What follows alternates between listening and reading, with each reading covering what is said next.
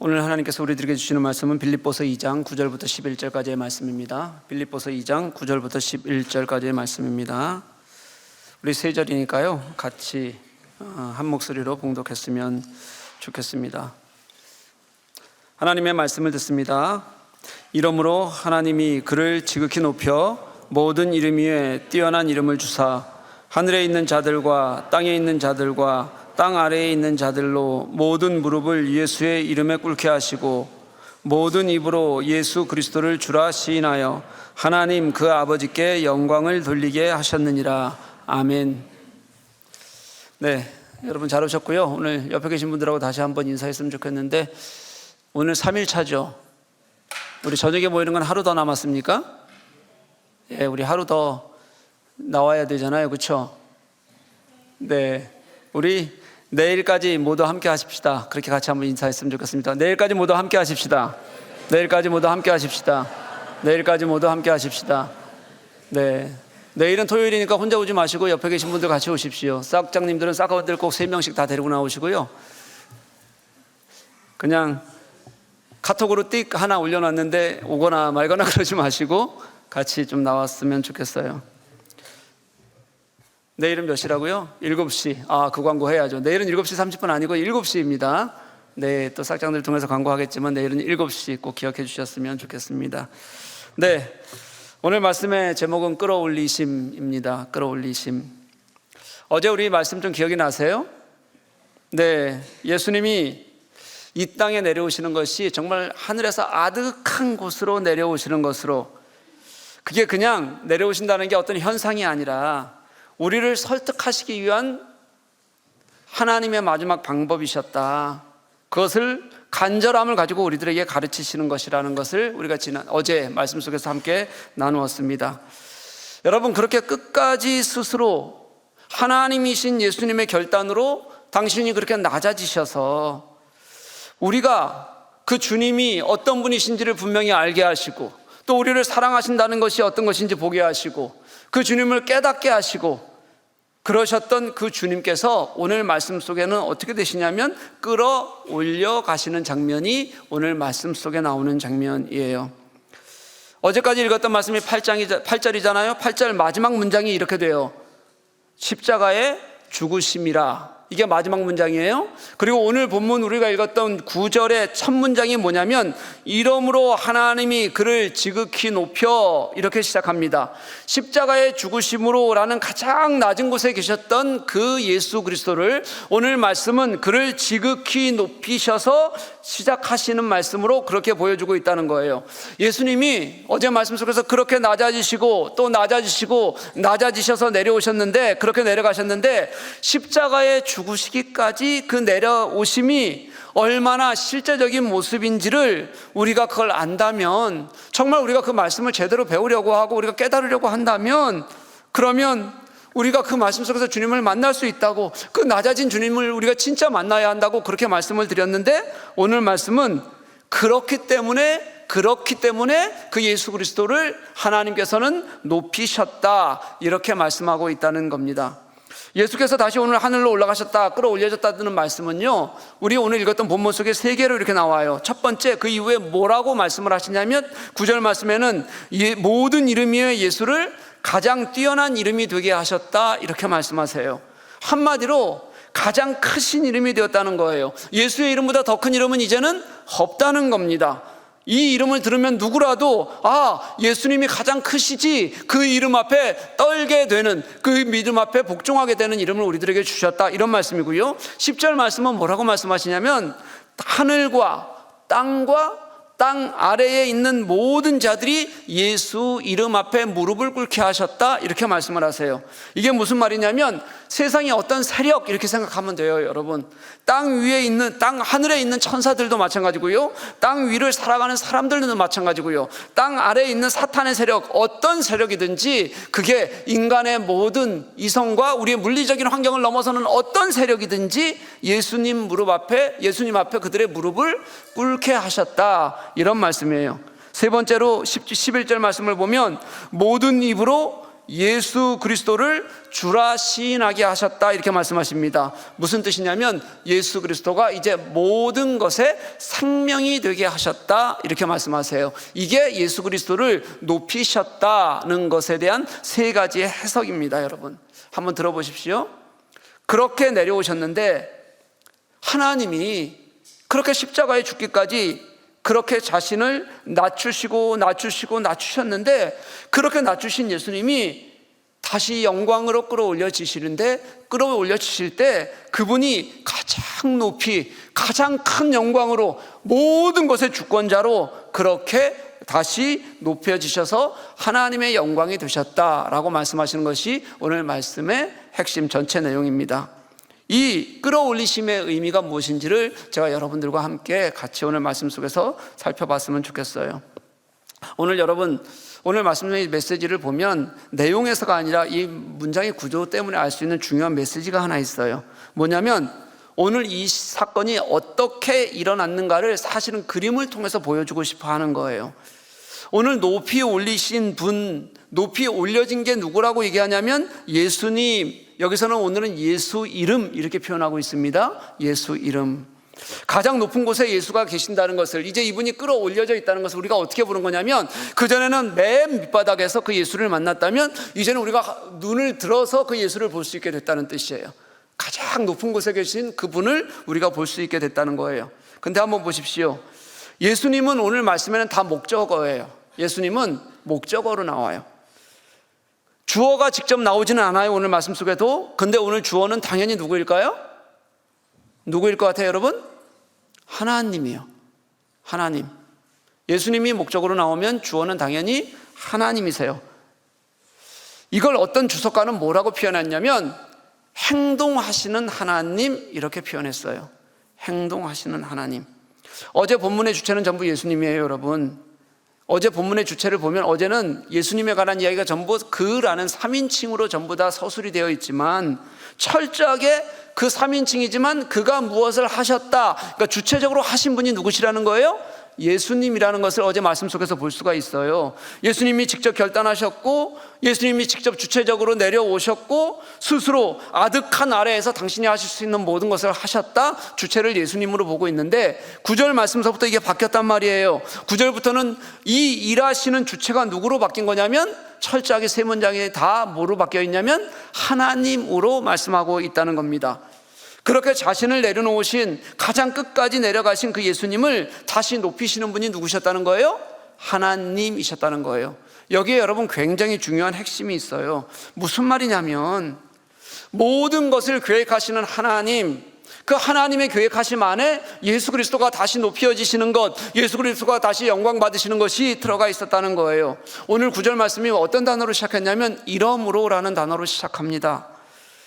여러분, 이러므로라는 얘기가 무슨 뜻이냐면 이 앞에 무엇이 있다는 거예요. 하나님께서 자신의 일을 행동하시기 시작하셨다는 거잖아요. 어떻게, 왜 행동하기 시작하셨냐면 그 앞에 있는 사건 때문이었다는 거죠. 아까 8절 마지막 문장이 뭐였어요? 뭐였다는 거? 예수님께서 십자가에 죽으셨다였어요. 십자가에 죽으신 예수님, 이것 때문에 하나님께서 반응하셨다는 뜻입니다. 근데 여러분 보십시오. 이 십자가의 죽으심이라는 게 예수 그리스도를 나타내는 하나의 사건으로 설명하거나 하나의 사건만으로 이해하면 여러분 이건 예수님을 오해하는 겁니다. 우리는 늘 예수님을 얘기할 때 우리를 위해서 십자가에 죽으셨다, 이 말만을 계속 되뇌이다 보니까 이거가 다인 것으로 알고 있지만 만약에 그렇게 우리가 생각한다면 그건 정말 예수님을 오해하는 거예요. 십자가의 죽으심이라는 것은 하나의 사건을 얘기하는 것이 아니에요, 여러분. 이 십자가는 이분이, 하나님이 이 땅에 육신을 입고 오셔서 그리고 이 땅에 살아가시는 모든 시간, 낮아지심의 모든 끝에 일어난 결론이에요.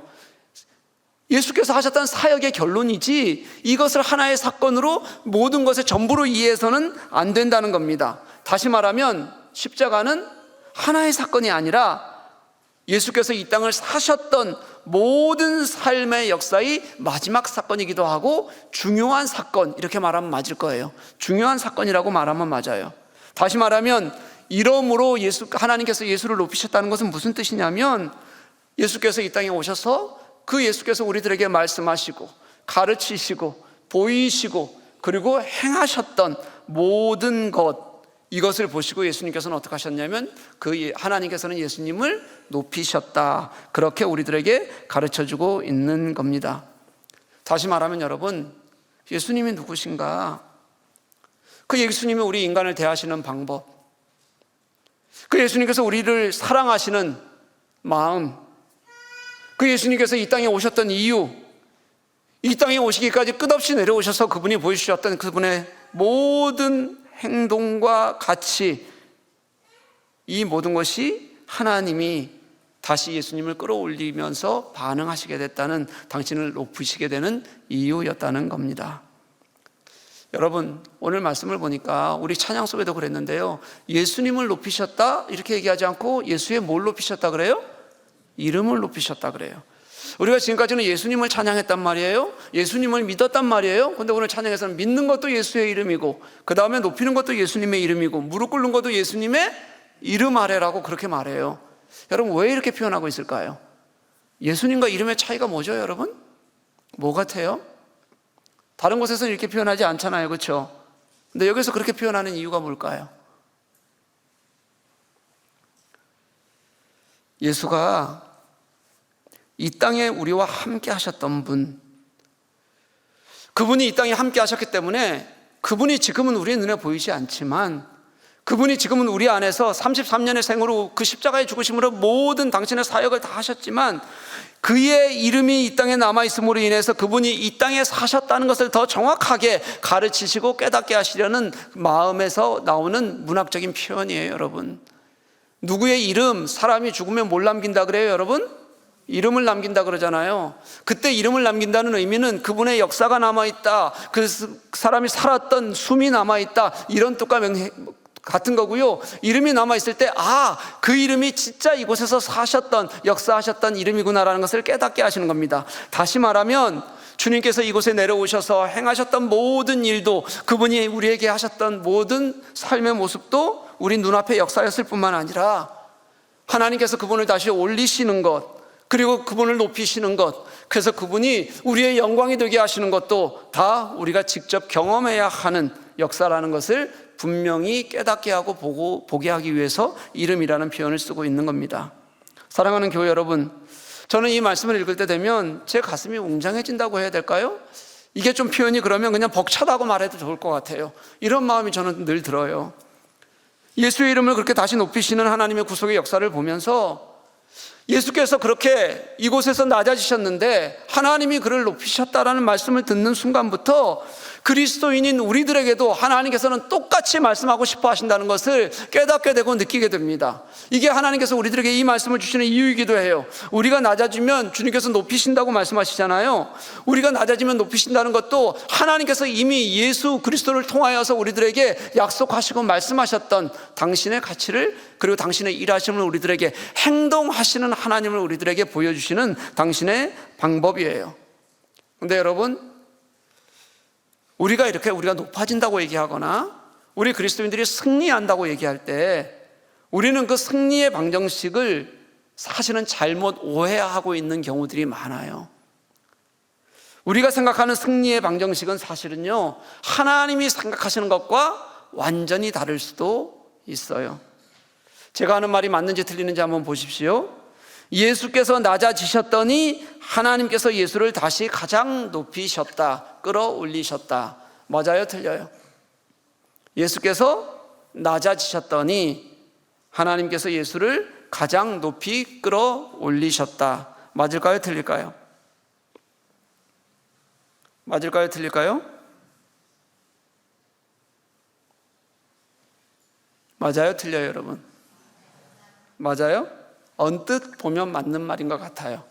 그리고 그냥 단순히 생각하면 틀린 말이 아니에요. 근데 이걸 조금만 더 깊이 생각해 보면 틀린 말일 수도 있어요. 왠지 제가 한번 설명해 볼게요. 이런 뜻입니다, 여러분. 예수께서 다시 높아지셨다는 것은 낮아지심에 대한 보상이 아니에요. 우리가 하나님을 믿으면서 너희들 이렇게 해봐, 그럼 하나님께서 너희들에게 어떻게 해주시는지, 꼭 우리가 무엇을 하면 하나님께서 우리를 바꿔 주실 것이다, 더 높여 주실 것이다, 더 크게 부어 주실 것이라는 말을 우리가 너무 많이 해요. 근데 성경에서 보면 구약에서 하나님께서 그들을 축복하신다고 말씀하실 때나, 그리고 하나님께서 그들과 함께 하신다고 말씀하실 때, 그것이 1대1로 주어지는 하나님 앞에서의 그런 보상이 아니라는 것을 우리가 분명히 알 수 있어요. 여러분, 예수께서 다시 높아지셨다는 것은 보상의 의미가 아니라 과정과 그 과정에서 얻어진 결과예요. 이게 무슨 뜻이냐면요, 예수님께서 완전히 아래로 내려가시는 과정을 겪고 나서 다시 높여지고 영광의 자리로 가셨다는 뜻이지, 예수님께서 낮아지셨기 때문에 하나님께서 높이셨다, 이런 뜻이 아니라는 거예요. 여러분, 한번 예를 들어 볼게요. 예수님께서 이렇게 가르치셨어요. 예수님의 가르치심 중에 섬김을 받고자 하면 섬기는 자가 되라, 그리고 높은 자가 되려면 뭐가 되라? 낮은 자가 되라, 이렇게 말씀하셨어요. 이 말씀을 우리가 가지고 해석하면, 우리가 정말 높아지기 위해서 우리는 뭘 해야 되는 거예요? 낮아져야 되는 거예요. 우리는 섬김을 받기 위해서 어떻게 해야 되는 거예요? 섬겨야 되는 거예요. 여러분, 그럼 우리의 목적은 뭐예요? 높아지는 것, 섬김을 받는 거예요.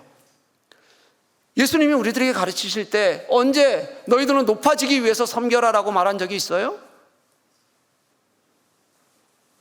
그렇게 하신 것이 아니라, 섬기면 내가 너를 높이시겠다고 말씀하신 거지, 높아지기 위해서 섬기라고 보상을 놓고 하라 그런 적이 없어요. 보상을 놓고 우리가 하는 그런 일을 하게 되면 어떻게 되는 거냐면, 내 욕심과 이익이 목표가 되고, 내가 섬기는 것이나 낮아지는 것은 내 욕심과 이익을 해결하는 수단으로 우리가 이 일을 하게 되는 거잖아요. 성경은 그렇게 가르치신 적이 없어요. 그렇게 되면 이게 결국은 뭐가 되냐면, 우리의 삶이 또다시 가장 중요한 게 뭐가 되느냐면, 나의 이익과 높아짐과, 그리고 내가 다른 사람 위에 군림하는 것이 우리의 목표가 되어지는데, 이게 어떻게 하나님의 방법이 될 수 있고 하나님이 우리들에게 가르치시고 나아가는 하나님 나라를 만들어가는 방법이 되게 있겠어요? 우리가 아주 착각하고 있는 거예요. 여러분, 이 말은 무슨 뜻이냐면, 우리가 의지를 가지고 무엇을 하면 보상하신다는 말씀이 아니라, 실제 내가 하나님의 통치 안에서 가치 있는 일을 하고 하나님의 통치 안에서 당신의 쓰임을 받기를 원하면, 그래서 내가 섬기고 그리고 낮은 자가 되면 하나님께서 그런 나를 인정해 주신다, 그리고 그런 나를 사용하신다는 의미로 해석하는 것이 당연히 맞는 거지, 우리가 이것을 보상의 개념으로 생각하는 순간부터 우리는 우리 하나님께서 우리들에게 가르쳐 주시는 그런 기본적인 가치조차도 우리는 나의 높아짐을 위한 도구가 된다는 것을 여러분 분명히 아셔야 한다는 거예요. 그런데도 불구하고 우리는 그리스도인으로서 살아야 될 우리의 삶의 가치와 개념마저도 상급의 개념으로 이해하고, 결국 우리의 목표를 얻는 데 목표를 상으로 놓고 그렇게 얻을 것으로 착각하면서 살아가는 사람들이 너무 많고 있다는 거예요. 여러분, 이게 얼마나 어처구니 없는 얘기인지는 이걸 통해서 알 수 있어요. 만약 예수께서 이곳에 오신 것이 상급의 개념이어서 그렇게 해서 올려졌다면, 또는 이게 원인과 결과에 이르는 그런 개념이라면, 주님께서는 이 땅에 오실 이유가 하나도 없어요. 한번 왜 그런지 한번 들어보세요. 그렇지 않아도 하나님의 본체셨다 그랬잖아요. 제가 그제 말씀드리면서 이 하나님의 본체셨다는 게 무슨 뜻이었냐면, 이것은 어떻게 해서라도 지켜져야 할 것이라고 말씀드렸어요. 버려져서는 안 되는 것, 지켜져야 될 것, 그것을 취하지 않으시고, 그 하나님의 본체신 것을 취하지 않으시고 낮아지셔서 이 땅에 오셨다, 그렇게 말씀을 드렸어요. 다시 말하면 그분은 그냥 하나님의 본체시고 하나님 자체신데, 그걸 버리지 마셔야 될 분이 버리셨다는 뜻이에요. 그렇지 않아도 높아지시는 분이 뭐하러 다시 높아지기 위해서, 높아지는 상을 받기 위해서 일부러 내려가시고, 그리고 내려가셔서 십자가에 죽기까지 하실 이유가 없잖아요. 그냥 어떻게 하시면 돼요? 하나님의 본체이신 그대로 어디에 계시면 돼요? 높은 곳에서 영광 받으시면 되는 거지, 내려오실 이유가 없었다는 거예요. 여러분, 높아지기 위해서가 아니라 우리를 너무도 사랑하셔서, 우리에 대한 당신의 사랑을 꺾을 수가 없으셔서, 저 죄악 속에서 죽어가는 인간들을 두고 보실 수가 없으셔서, 그들의 생명이 죽어가는 것이 예수 그리스도께서는 감당할 수 있는 당신의 마음이 아니셔서 그래서 내려왔더니, 그래서 내리고 내려갔더니, 그래서 당신이 십자가에 죽기까지 구원의 역사를 이루셨더니 그 과정 속에서 하나님께서는 다시 예수 그리스도를 높이셨다. 당신이 모든 이름 위에 뛰어난 이름이 되게 하셨다. 성경은 우리들에게 그렇게 가르치고 있는 겁니다. 사랑하는 교회 여러분, 어제 말씀에서 나눈 것처럼 본질의 문제이지 사건의 결과가 아니에요. 예수님의 본질이 낮아지는 것, 그리고 죽기까지 순종하시는 것, 그 아래로 내려오셔서 그 아래에서 당신이 우리들에게 보이실 수 있는 모든 것들을 보이신 것을 우리가 안다면, 우리가 그 예수 그리스도를 알면 당연히 우리는 그 본질에 맞게 예수 그리스도를 따르는 일을 하는 겁니다. 그 본질에 맞게 우리의 삶이 어디 있는지를 찾아가는 겁니다. 그 일에 가치를 두는 겁니다. 낮아지는 것, 죽기까지 복종하신 것, 그 예수 그리스도를 아는 사람들은 높여진 예수님을 보면서 나도 저렇게 높아져야겠다는 생각을 하는 것이 아니라 그 하나님이 내려오셔서 하신 그것에 더 많이 감격하고, 내가 손해보고 아프더라도 나도 다 같이 주님 안에서 그렇게 살아야겠다라고, 그것이 하나님이 기뻐하시는 일이라는 것을 깨닫고 느끼는 것이 영광 되신 예수 그리스도를 보면서 우리가 다시 한번 깨달아야 될 일이지, 그것이 어떤 결과인 것처럼 나도 높아지는 것, 그 영광이 나에게 있는 것처럼 생각하고, 그래서 영광된 주가 내 삶 속에서 똑같이 내 속에서도 드러나기를 원하는 마음으로 그렇게 보상을 바르고 살아가는 것이 우리의 모습이 아니라는 거예요.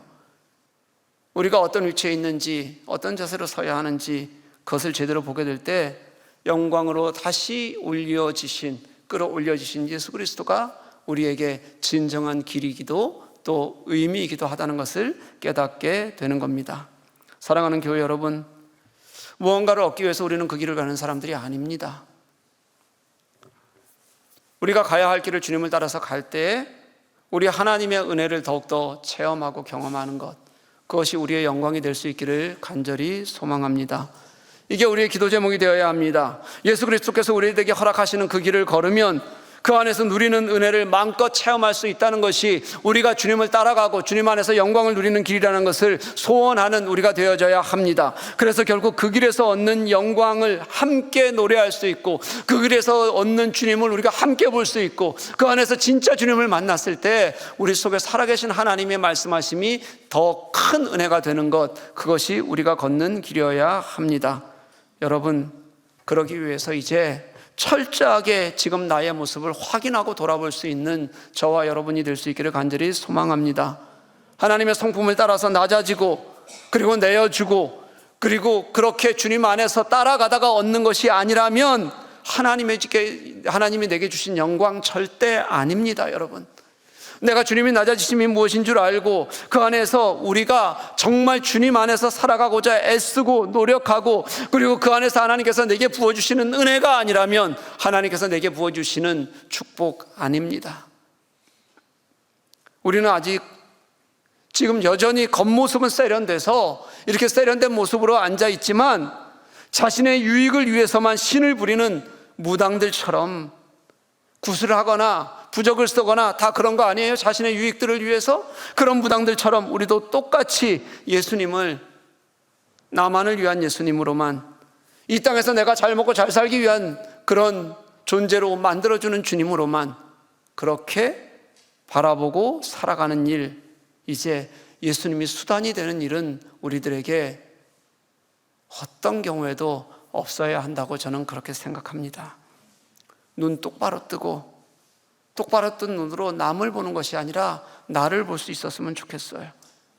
눈 똑바로 뜨고 내가 어떻게 살아가고 있는지 나를 바라보면서 확인하고 기도하고 고치자고 하고 하나님께 돌아가자고 하고 그 예수님의 은혜 안에 머물기 위해서 그렇게 나를 볼 수 있는 저와 여러분이 될 수 있도록 노력해야 합니다. 그래야 그 다음 주님께서 우리들에게 허락하시는 영광이 있습니다. 사랑하는 교회 여러분, 우리 스스로를 보며 통곡할 수 있는 저와 여러분 될 수 있기를 간절히 소망합니다. 여러분, 주님의 영광은 지금 내가 이 자리에서 통곡하는 것에서 시작된다는 것을 알았으면 좋겠어요. 그게 예수님께서 우리들에게 보여주신 낮아짐을 본 사람들의 태도입니다. 그게 하나님께서 예수 그리스도를 다시 올리셔서 그 예수의 이름을 영광스럽게 하고 그 예수의 이름이 어떻게 높아졌는지를 아는 사람들이 할 수 있는 이 자리에서의 태도라고 저는 그렇게 생각합니다. 통곡만 하면 안 됩니다. 고쳐야 됩니다. 바뀌어야 합니다. 날마다 자기 스스로 하나님을 향하여서 우리의 마음을 돌리고 한탄할 수 있어야 됩니다. 그런데 이 한탄이 그저 나의 정죄를 위한 한탄이 아니라 자기를 제대로 돌아보는 한탄이어야 하고, 그 다음에는 결국 하나님께서 기뻐하시는 삶으로, 존재로 나아가기 위한 우리의 한탄이고 태도여야 합니다. 그게 주님께서 당신이 높아지심을 통해서 나를 보게 하시는 하나님의 마음입니다. 이걸 어떤 사람들은 이렇게, 어떤 목사님은 이렇게 표현하시더라고요. 우리 예수 믿는 사람들은 제발 자기를 보면서 깜짝깜짝 놀랄 수 있었으면 좋겠다. 자신을 보면서 좀 깜짝깜짝 놀랐으면 좋겠다, 이런 표현을 쓰고 있어요. 세상을 보면서 세상이 얼마나 악한지를 보고 놀라거나 한탄하지 말고, 내 자신이 얼마나 죄악에 물들어져 있는지, 내 자신이 걷고 있는 이 길이 얼마나 세상적인 것에 붙잡혀 있는지, 내가 얼마나 정말 주님이 아무리 말씀하셔도 변하지 않고 살아가고 있는지, 주님께서 얼마나 나를 붙들고 그렇게 나와 함께 하자고 말씀하시는데 여전히 꽉 막힌 모습 그대로 그 자리에 서 있는지, 나를 보면서 우리가 깜짝깜짝 놀랄 수 있는 사람이어야 된다고 그렇게 얘기를 해요.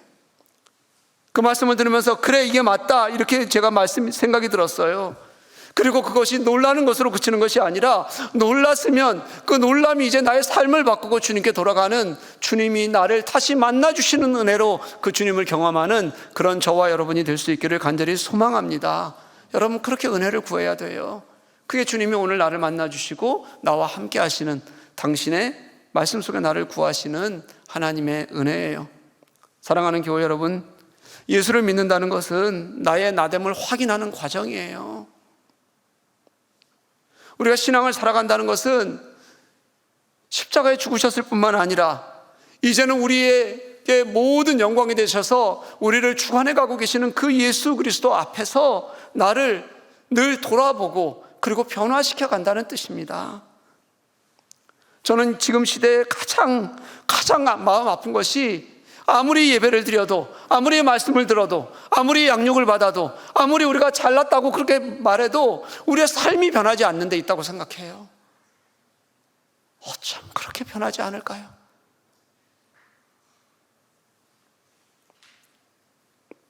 은혜라는 건 여러분 공식이 아니에요. 은혜라는 건 말장난도 아닙니다.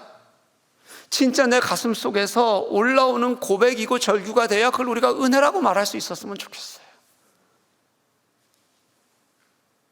은혜는 나의 유익을 기뻐하고 나의 유익 때문에 하나님을 찬양하는 도구가 아니라, 이미 내게 하신 일, 그리고 내가 주님을 닮아 살아가게 하시고 깨닫게 하시고 보게 하시는 그 주님의 일을 우리가 진짜 가슴 속에서 은혜라고 고백할 수 있는 저와 여러분이 될 수 있었으면 좋겠어요. 이걸 깨닫고 알 때 우리는 진짜 은혜를 누리는 사람이 되는 겁니다. 그렇게 될 때 우리의 신앙에 눈물이 생겨요. 그렇게 될 때 우리가 진짜 주님 주신 소망이 우리의 꿈이 되게 됩니다. 그리고 우리가 살아가는 헌신도 봉사도 주님의 이름으로 채워지고, 그리고 더 크신 주님을 찬양하는 자리에 우리가 있을 수 있게 되는 겁니다. 사랑하는 교회 여러분, 오늘 본문은 다시 한번 우리의 존재 가장 밑바닥의 신앙의 모습을 돌아보게 하는 말씀이에요. 예수님이 높여져서 하나님이 그를 끌어올라 가신 것이 그분이 이 땅에서 하셨던, 그분이 하실 수 있는 모든 것을 하셨던 예수 그리스도를 사랑하시고 붙들어 가시는 하나님의 방법이셨던 것처럼, 예수 그리스도의 낮아지심이, 예수님이 이곳에서 하시고자 하셨던 것이 하나님이 우리를 만드시는 그 순간부터, 창조하셨던 순간부터 당신이 기뻐하시는 일을 행하시는 일이었던 것처럼, 내가 오늘 그렇게 내 존재 안에서 하나님의 기뻐하시는 일을 살아가고 있는지, 돌아보고 있는지, 그 안에서 내가 주님을 느끼고 있는지, 내가 그것을 기뻐하며 걸어야 한다는 것을 가르치시는 그런 주님의 말씀입니다. 사랑하는 교회 여러분, 정말 주님이 낮아지시고 이 땅에 하신 그 주님의 마음을 기억하십니까? 정말 주님께서 이곳에 오셔서 우리를 위해서 하신 그것이 하나님께서 가장 기뻐하시는 일, 그래서 그를 영광스럽게 하시는 일이라고 여러분 고백하십니까? 그럼 나의 자리도 그쯤 어딘가에 있어야 한다는 것도 깨닫는 저와 여러분 될 수 있기를 간절히 소망합니다. 그리고 그 길 안에서 우리가 다시 시작하고, 거기에서 다시 일어서고, 거기에서 다시 하나가 되고, 거기에서 같이 우리가 주님을 찬양할 수 있고, 거기에서 다시 우리가 섬길 수 있고, 그래서 우리가 보상을 위해서 하는 일이 아니라 우리를 사랑하셨던 그 하나님 때문에 예수 그리스도를 다시 높여 찬양하고 그분의 그 놀라우신 주권 안에 우리의 마음을 드릴 수 있는 저와 여러분 될 수 있기를 주님의 이름으로 간절히 축복합니다.